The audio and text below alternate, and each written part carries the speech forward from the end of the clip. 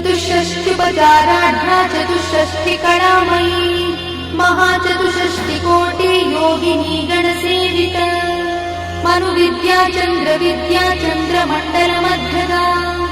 चारुरूपा चारुहासा चारुचन्द्रकलाधरा चराचर जगन्नाथा चक्रराजनिकेतना पार्वती पद्मनयना पद्मरागसमप्रभा